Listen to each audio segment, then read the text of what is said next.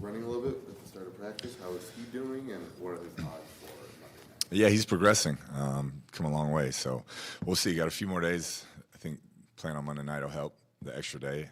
So we'll see how it feels the next couple of days. Did you ever, obviously this game was going to be kind of a big deal to Will Hernandez going down there and playing, and he can't do that. Did you ever talk to him about that? Just how maybe disappointed he was to have that happen? Yeah, he wanted to be down there playing, obviously, but he got to go down there and kind of do one of those press tours and all of that. And he's been down there a bunch of times. So I think just being on the sideline representing the Cardinals, it will be special for him. The week has potentially finally come where you got to figure out how to distribute the ball to all these playmakers. Getting a good idea of how you want to do that? We're getting there. Yeah, we're still trying to put all the pieces together. I mean, it's a stacked group. There's no doubt. That wide receiver room has a lot of guys who have a lot of pelts on the wall, and they all want the football. So we're working through it. But Coach Jefferson's done a great job of being very diplomatic, and we'll continue to try and do it the rest of the year. What's the advantage of having not had those guys on the field together yet in terms of the Niners don't have any tape on what you could do? Yeah, I think there could be some moving guys around different positions, being able to put different speed inside, outside. The lack of seeing it on tape definitely can give us an advantage early in the game, maybe on some matchups. Given what DeAndre went through with his hamstring last year, is there extra concern about him dealing with something like that right now? I don't see that type of worry. I mean, it's a maintenance deal, I think. We're going to be cautious and make sure he feels 100% before the game, but I don't think it's close to what it was. The elevation, you guys anticipate maybe elevating a back from the practice squad? I do. I think we'll probably have Clement up and go from there. How's DJ doing, and what's his status looking? Yeah, he won't play this week, it doesn't look like, and then we'll kind of evaluate it from there and see where it goes.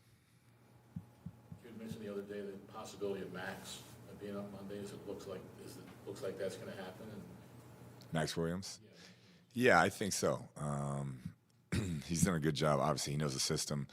Still working through that injury and trying to get comfortable there. But we have a couple decisions to make roster-wise over the next couple of days, but he's trending that way. How much do you think he's been helped by the move to put him on the practice squad so he can just concentrate on getting more healthy? Yeah, it definitely was. We felt like the right thing to do at the time, and just talked through it with him and said, hey, we know we're going to use you at some point. He knows the system inside out, and he's a great mentor, a great teammate to all those guys. So it was a win-win for everybody, and he's definitely feeling more and more comfortable, trying to execute what he's asked to do with that injury.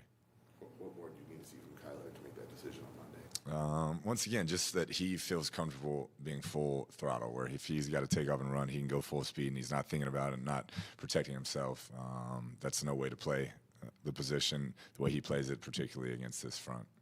We saw the Hard Knocks episode, Beach really helping with Cetus, and since he was the only starter, which we saw there was a chance he might not have even played, the way the offensive line played last week, how much of the cohesiveness comes from having Beachum and just kind of having that, the steadiness of him there to help everyone? Yeah, he's like the CEO of that room. He's a big business guy, has all these investments, has made a lot of money away from the field. So he definitely has a calming presence, and he sees it from a very analytical standpoint.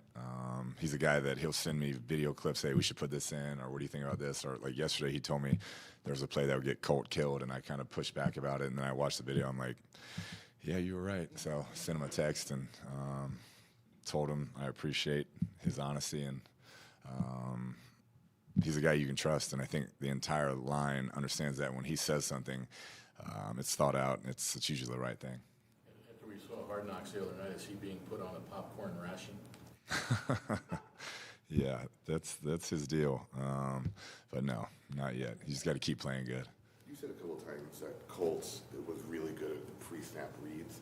What makes him so good at that? And is that where Rodney would help Kyler a lot when he was healthy? Yeah, I think Rodney, his ability to always be correct in the mic points and even like some next level advanced stuff and see things before they happen, I think that really helped our offense collectively and obviously Kyler. But Colt just being in so many different systems, seeing so many different defenses, the game is just really slowed down for him. And particularly when he sets at the line pre-snap, he can see what's coming, know different looks. He studies a ton of film, and there's certain guys that just have that knack, and he's one of those guys that can pick it up pre-snap and kind of know what the defense is about to do.